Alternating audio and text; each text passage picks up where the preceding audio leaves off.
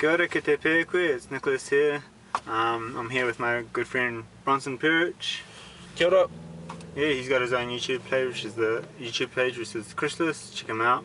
He has a lot of content about how to do internet businesses and other things about business related stuff, so it's actually quite a good site. But today, I've got him here today. We're going to basically do an advice show. Basically, this is going to be about dating, marriage, how to stay dating, as some people want to continue on with that issue.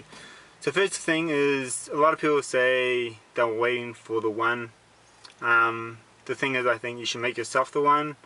A lot of people want someone to be kind, generous and all that. The only way you're going to find someone to be kind and generous is if you're kind and generous.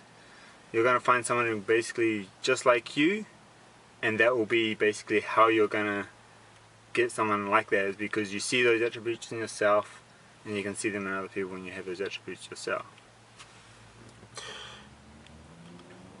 Nick is right. Although if there was an exception, it's me, because my wife is like the definition of generosity, and I'm not really on her level yet. But yeah, what Nick is saying is right. It's the law of attraction at play, yeah? You attract like things. You attract what you really want. And what you really want is ultimately what you really do. And what you really do tells the universe, oh, he likes to do that. So the universe will keep on giving you that. It's weird. I mean, I could go on and on and on, but yeah, Nick's right. But I think if there was an exception to the rule, maybe could be me. Yeah. Something else is, I'm actually quite experienced with the dating. I did a lot of dating around. Saying that, I don't class myself as a slut or whatever. It's good to date around. You just want to be stuck in a relationship for a long time. I mean, some people like to do that. But how are you going to find the perfect match if you're not dating different people? Different people react different way in different situations. You want to see which one reacts best with you and can gel with you, as you want to be able to go further in a relationship, which can end up into the marriage stage.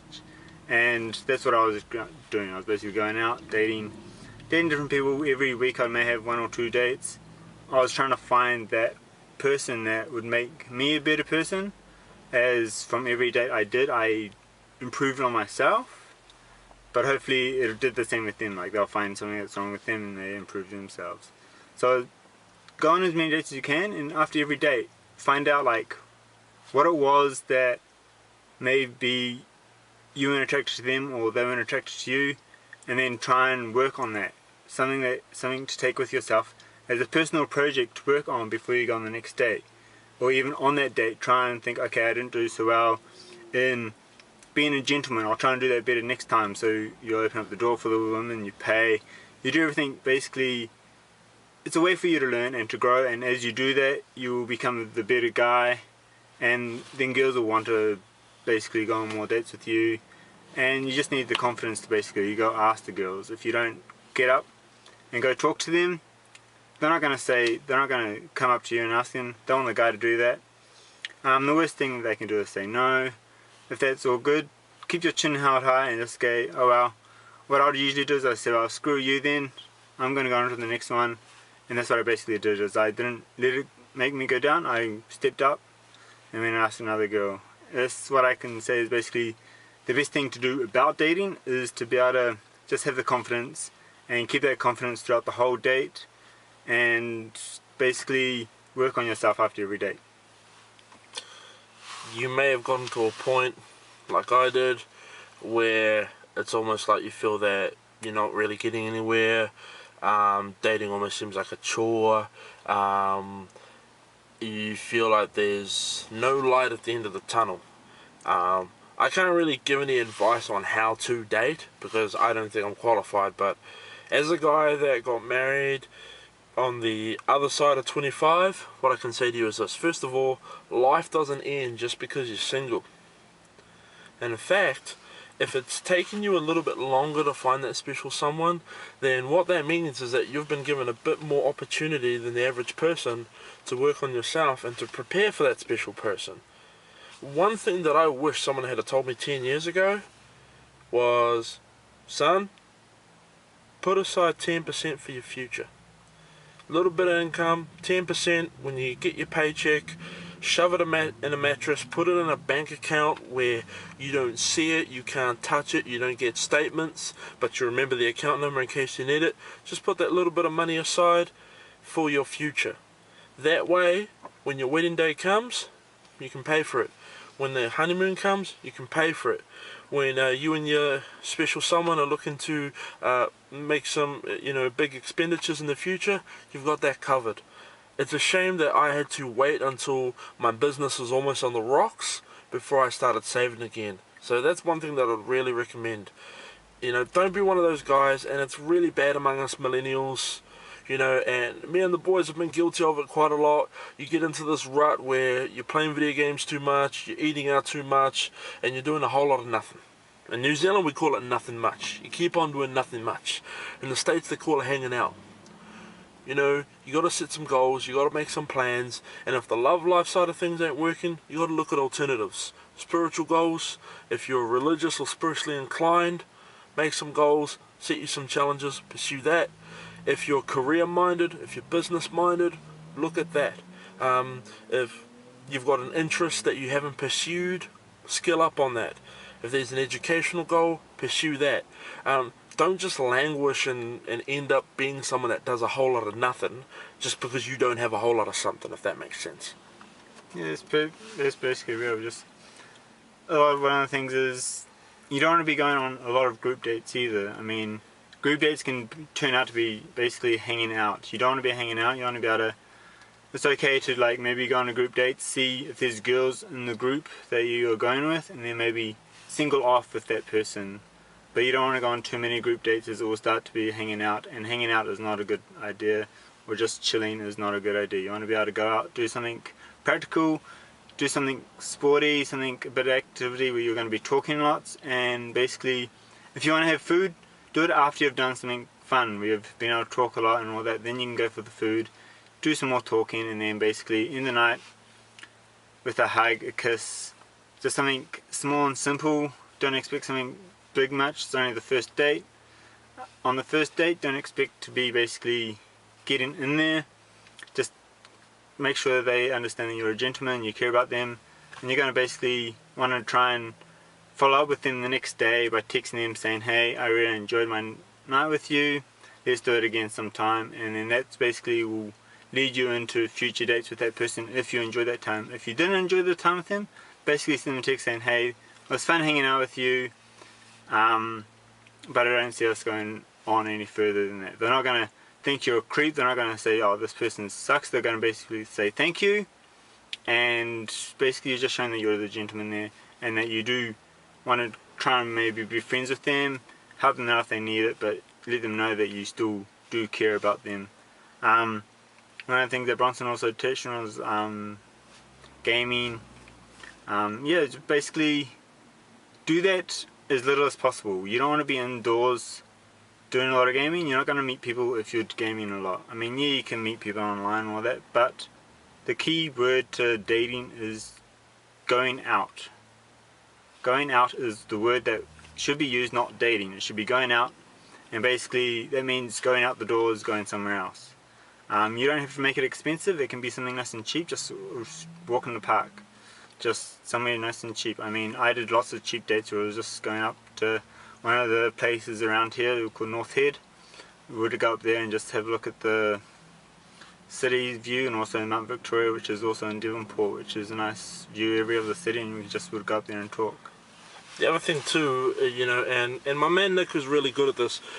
Can I tell the story about that time that you took a girl out on a date, and then nothing happened of it, but then we found out she was a lesbian? Yeah. Can we talk about that? You can. Because that was funny. I mean, honestly, man, we both know this girl, pretty girl, intelligent girl, came back from overseas, kind of thought she was all that. And so, my boy Nick, because he's open-minded to things, there's some guys that have a low confidence factor, so they don't ask out a dime, right? they will go for like the 5 out of 10, the 6 out of 10, the 7 out of 10. My boy Nick would ask out anyone just because he was keen to get to know people. So with the confidence, you can ask out 10 out of 10s. There is no, like, basically, you shouldn't, like, the people that get asked the least are the ones out there. Don't say that they're above your grade. No one is above you. You're above them, so that's why you can ask them out. And Continue. and so what happened, right? So they go out on a date. She goes, "Look, man, I'm not interested," and she ends up like making fun of my boy. If I was there at the time, I probably would have thrown something at her. But turns out there was nothing that my boy could do to swing her over because he's a guy, and she was a closet lesbian. And when she finally came out, it made life easier for her. Now, I'm not recommending that people come out of the closet. I mean, that's up for every person to decide. But sometimes it's not you. Sometimes it actually is them.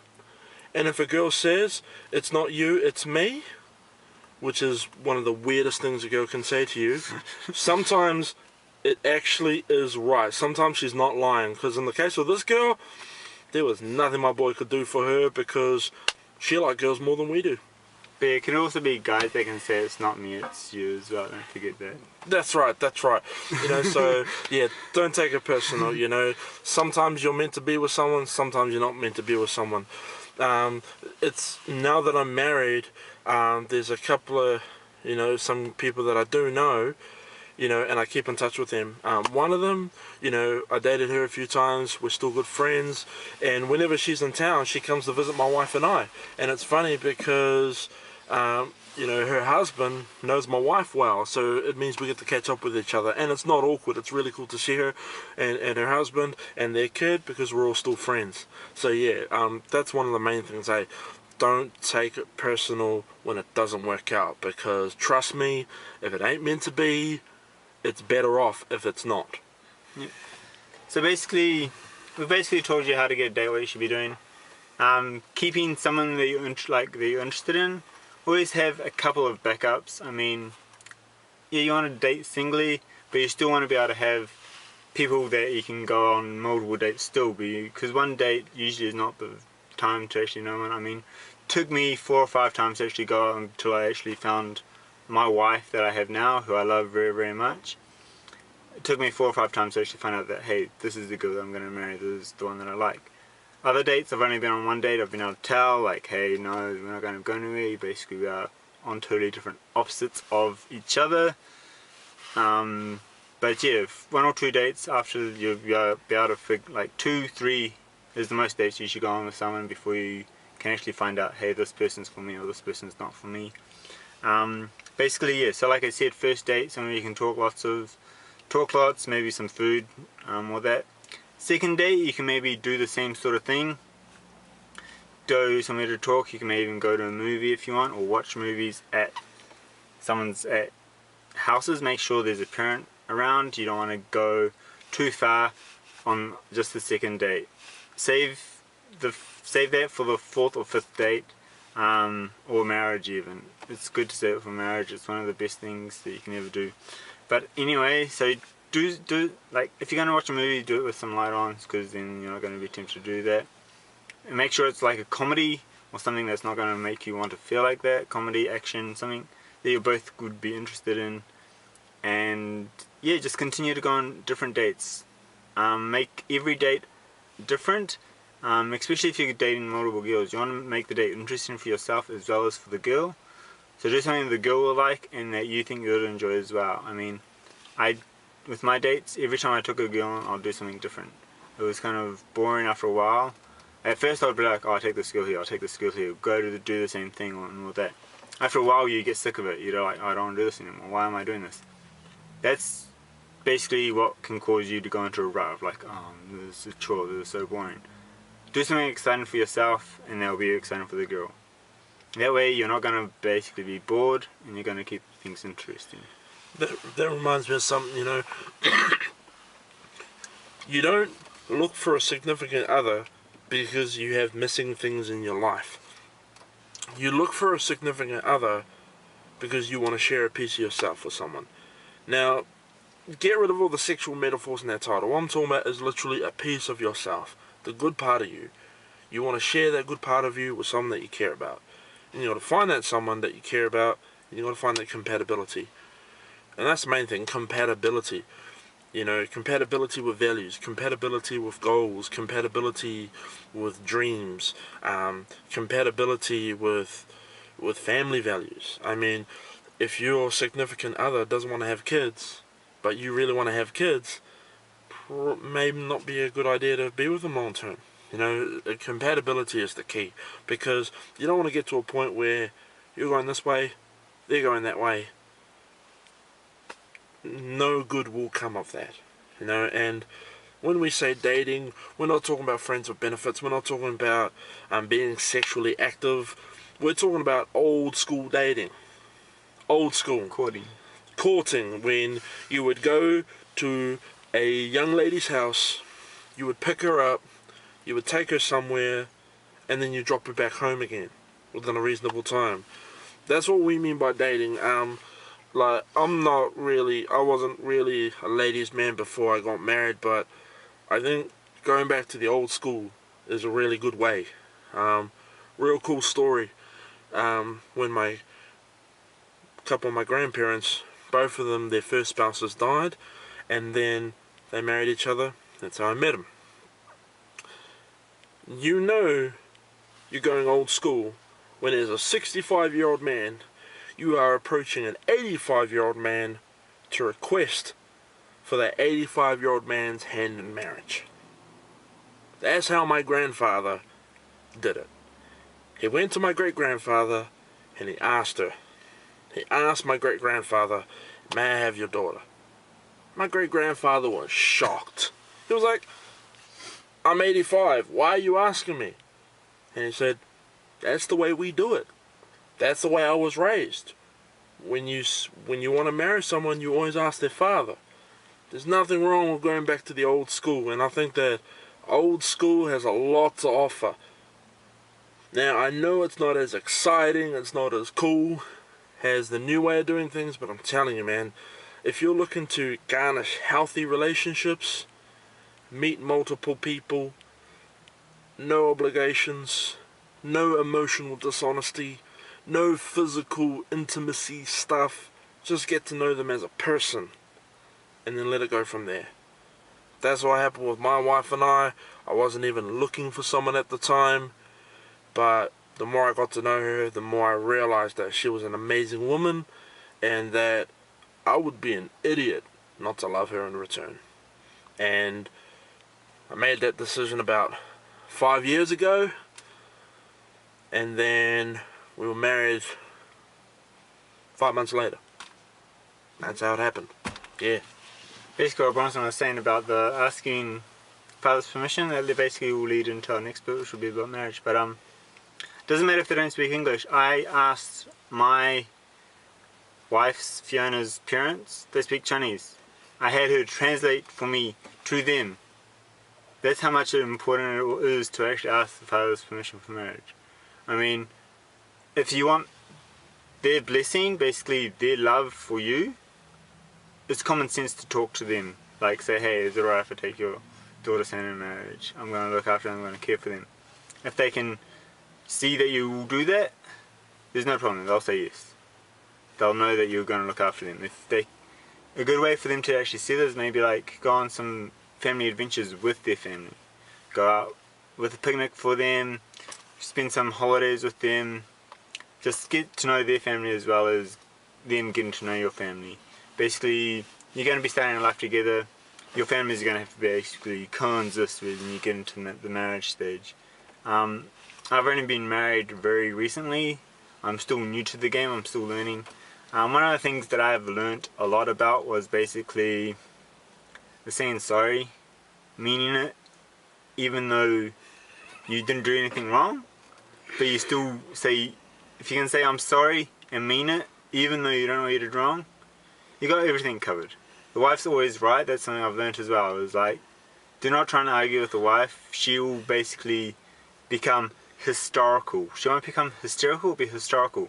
Everything you've done wrong in the past, she'll bring it back onto the plate, and you'll basically be stuck in words like, okay, how do I track back on stuff that's happened years ago? stuff that she remembers from 5 years ago if you've been married for that long. These are stuff that you need to basically not want to go into. So basically, just keep her happy. Something I try and do in my marriage is I try and make my wife laugh once a day. If I do that every day, if I can get her to laugh, I know I'm doing something right. It's the way I show my love to her, is by making her laugh. The easiest way to do that is just tickle her. No, but I mean like tell a joke or something. Like, Okay. do something funny that will she'll laugh. Because I make my wife laugh every day because all I do is tickle her. And, you know, I mean, yeah, it's easy. Do something silly and she laughs. Okay, you do something silly. Does she laugh because of you, or does she laugh at you? That's bit of both. Okay. See, you know, and that's the other thing too. One thing, like, I know that this may sound weird to a lot of people that are watching this, but it's just because of how Nick and I were raised. We were raised as church folks, so a lot of this may sound strange to you, and you may not absorb or agree with everything that we say, you know, which is totally cool. This is just our opinion. You know, this is just our opinion, but what we will say is that the ring means you're no longer a player. It means game over, but it also means that the game changes. And so that just means, it doesn't mean that you stop dating. It may mean because of your budget, because of your money situation, that you can't have as cool dates as you had when you were single, but you still date. You know, still take her out to lunch. I mean, one of the things my wife and I love to do is take each other out to eat. You know, we love to go to museums together. We love to go to plays together. We like going to movies together. We like, you know, and the cool thing is, you know, some people say married life is boring, but the reason it's boring is because if you do it right, it never stops. Get what I mean? And if you're constantly doing something, it loses its mystique, its flair, its coolness. But if you do it right, your marriage will never stop. Yeah, I mean, courting is a good process to the marriage thing. Is old people, the reason why they make their marriage last a long time, more than what us millennials do, is because they don't stop the courting. They continue to go on those dates. They continue to talk to each other. They do fun things together. Me and my wife, we will go out for dinner once a month. We'll also go to the movies. We try and go to the movies on Tuesdays every week because it's cheaper on Tuesdays. Cheaper on Tuesdays, and you never cared about that when you're single, but you care about that when you're married. Yeah, because you were trying to save, like, especially for myself, trying to save up money for a house. We need to save as much as we can. But yeah, so we go to movies on Tuesdays. It's cheaper, and also it's movies that we both like. I've even gone to movies that she may want to watch, but I may not want. I'll do it because she's my wife and I care about her. If I do that, I download. That's way the torture is cheaper, you know. So if you look at my hard drive and you see a couple of chick flicks, I took one for the team. Yep. Yeah. So yeah, just remember that the wife's always correct in the marriage. Basically, some of you may not get a chance to date, or you may have friends that like to go on a lot of dates. Bronson was one of those guys, and I was going on a lot of dates, so he was basically left alone. Don't just own your friends. Stay in contact with them. There are days where you just spend like, okay, talk to your girlfriend, talk to your wife and say, hey, I need to spend time with the boys. And those boys that are single, we've actually got a friend of ours who is single. We try to make time to spend time with him. He's too busy himself, even though he's not married, he's really busy. But which is good because he wasn't for a long time. Yeah. So, and that's why when we speak about this whole, like, when you're in a rut thing, we are speaking from experience. We got out of the rut and we upgraded. Yes. But yeah, just make sure that if you are dating a lot, and spend time with the boys. That's the only thing. They want to know that you're still alive. They care about you, and they would want to basically know how you're doing. If you're not dating, give your boy the space that he needs when he needs it. Support him if he needs it as well. I mean, sometimes there are hard patches that he may just need time to talk to you. Be that ear. Give him support. Doing that can make you a better person, which then you can go on some dates as well, learning from his experiences. The wise man learns from his mistakes. A smart man learns from others. So just remember that. So if you're learning from your friends from making mistakes, you might become smarter and have a better relationship. Anything else? No, you got anything else you want to add? Nah, bro. No? Nah, man. So that's basically our advice for today. Again, this is Bronson Pirich. Where can they find you? Look up the Chrysalis on YouTube. Also look up purplecowburgers.com. That's where my ebook is dropping. If you want to read a sample, or if you want to pre-sale on the book, purplecowburgers.com. What to do when your business dies. Have a look. Yep. So that's Bronson Pirich. It's me, Nicholas Manson, and kia kaha, and see you next time.